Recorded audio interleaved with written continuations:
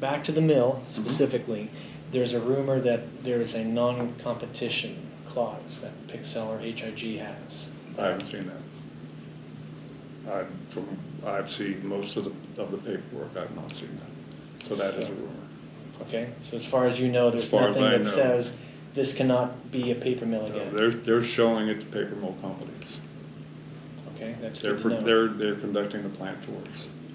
So I can't see them putting a non-compete in. Pixel is conducting the tours? Mm-hmm.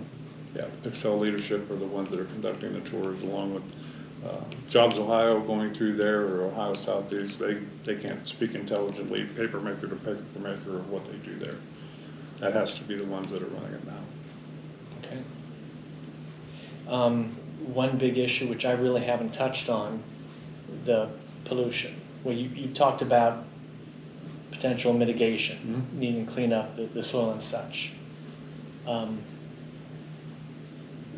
The pollution, there's that smell of money.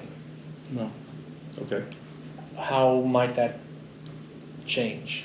Well, I think it adds the ground pollution, which is never talked about because it doesn't smell. It doesn't have a plume. So, everybody was always focused on the smoke and the smell. What's been dumped into the ground is a bigger concern to me, because that could be the landscape replacement, where you have to dig up all the polluted soil and carry it off to some place to be dumped, and then bring in fresh soil to replace it, to bring it up to level.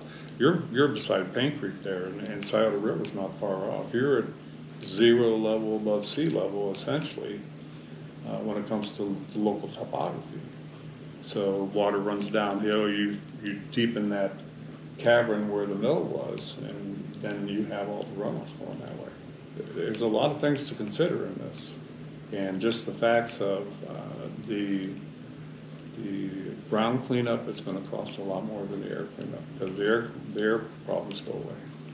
And any industry that moves in there is probably going to be more efficient and have tighter pollution guidelines. Modern electric power sources and systems in place that don't emit a combustible smoke yet. Okay. And that'll be refreshing. Yeah. I'm trying to think of anything else I'd like to ask you. Do you have any other observations? Well, this is a dynamic, evolving situation, but I just want everybody to know we have all the state reps, not only from the area, but from adjacent counties, because we do employ a lot of people outside of Ross County here. The governor, for sure, he knows us. He knows us personally as elected officials. He knows this town. He cherishes this town and its history. First capital, third capital. We have a meaningful position in the state, and we're going to leverage that. So the amount of attention that this is receiving is not just, it's just not adequate. It's impressive. From Jobs Ohio, from Ohio Southeast. I can't speak highly enough of the team that they have their president and vice president at all of our meetings. And there's a young lady that's handling the flow of the meetings and the content, and she is remarkable. Christy Klaus is her name. She is remarkable.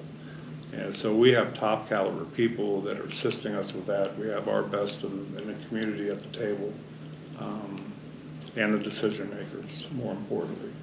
So there's no upselling to somebody else on what was said in the meeting. We hear it directly. So it's processing the right way to bring about a resolution that we can all be proud of. Now, there's opportunities, there's chances, there's competition for things like that all over the place. But I think we have a good story to tell. I think we have a good location. I think we have a workforce that is honorable and can be utilized in any kind of environment with some upskilling. And then we have certainly the educational institutions that are looking at maintaining a sustainable workforce going into that operation. So those are important factors. I mean, I started up 5 plants. Those are the kind of things I was looking for in a location.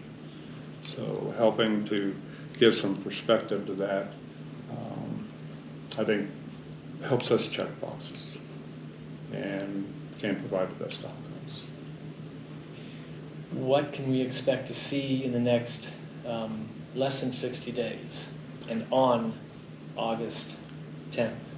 Well, August 10th, I think, you're going to see, it's not going to be a dead stop, a right-hand turn. It's going to be a slow progression of less activity.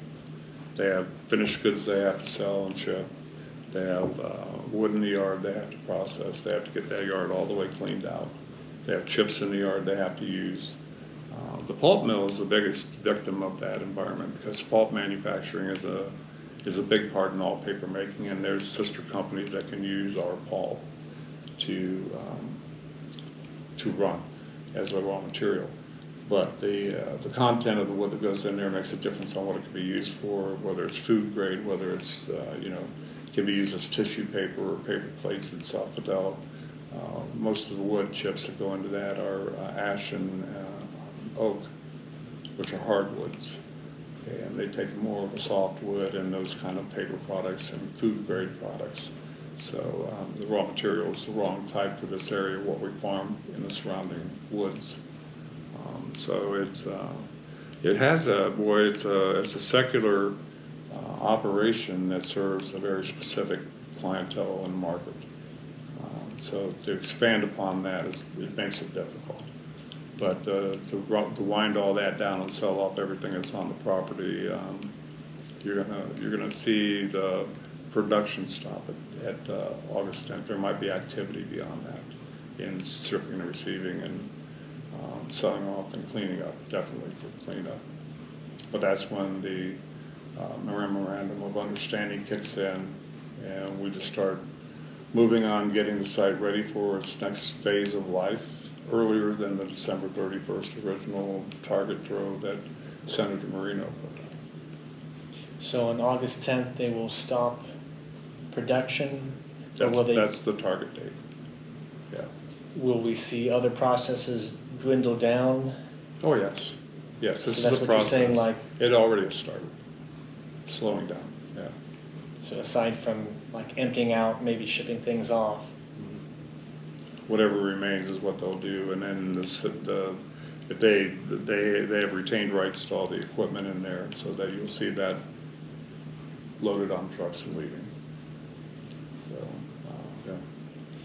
can you say when paper mill might be completely shut down? That's up to them. That's up to how fast they can sell individual components and get the workforce in there that they need to get that cleaned up. I'm sure a lot of maintenance staff will be retained past August 10th, just to help with the dismantle, the deconstruction. I think at least I would hope they would do that. It's just an added expense for them to farm and a contractor to do that. And they can do it with the existing staff, by and large, because they're all familiar with the equipment. They know how it comes apart. So you'll see some, it's just not going to close the door and be dark 100% at August 10th. Yeah. There's going to be activity, but the layoffs will start at that point. Yeah, I think most of the production layoffs will be there. Yeah.